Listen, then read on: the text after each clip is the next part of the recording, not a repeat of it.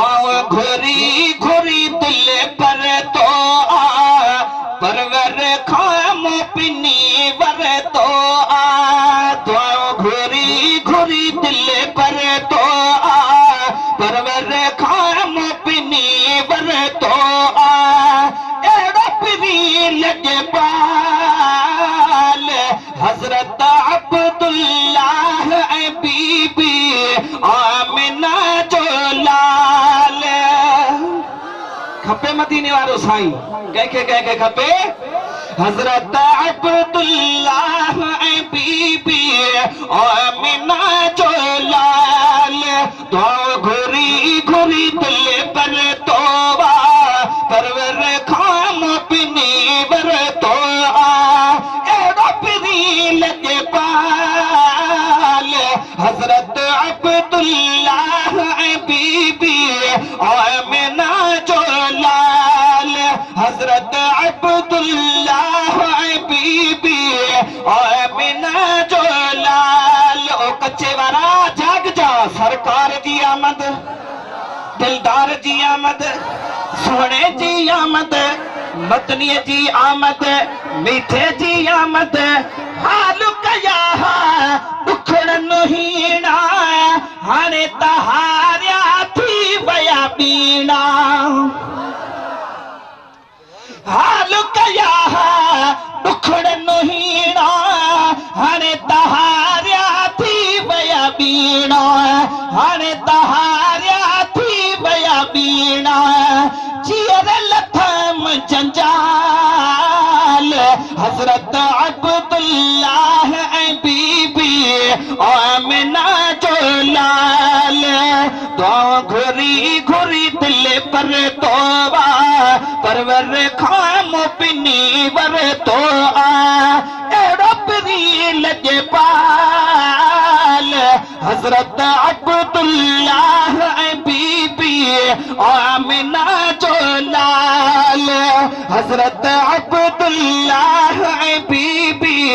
आमिना जो लाल सरकार जी आमद दिलदार जी आमद सोने जी आमद पंजाब सलाह कयो था मरहबा घना नथा चो सरकार जी आमद दिलदार जी आमद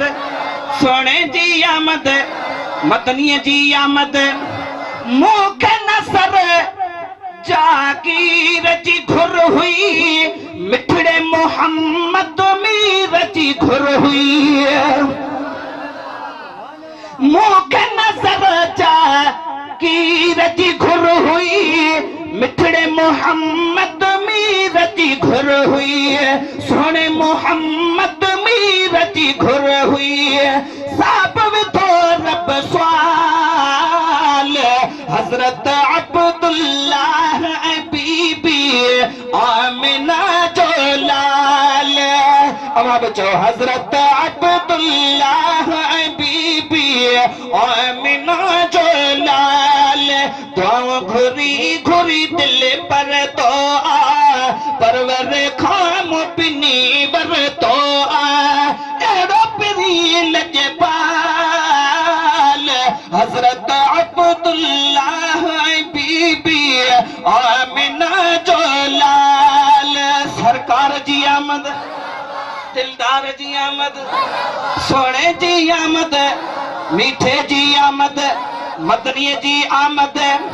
आखिरी मिसरो बदफा हाथ मथे खड़ी सुभान अल्लाह चओ ओ अंतरिया दोस्त बदफा सुभान अल्लाह चओ सुभान अल्लाह मूंखे मोहब्बत मिली वियो पंहिंजो जग में हाजी मखणा जंहिंजो दिल थी चवे त हिकिड़ो शेर ॿुधाया हो जॾहिं मीर मके मझ आयो तॾहिं ॿाहिरि निकिती बांधी इहो त शहज़ादो मूंखे ॾियो मत साढा सुभानी थोरो आवाज़ खपे तव्हांजो अदा जॾहिं मीर मके मझ आयो तॾहिं ॿाहिरि निकिती बांधी इहो त शहज़ादो मूंखे ॾियो मत साढा सुभानी मौला लिखस कुल्हन ते का नबूअत जी निशानी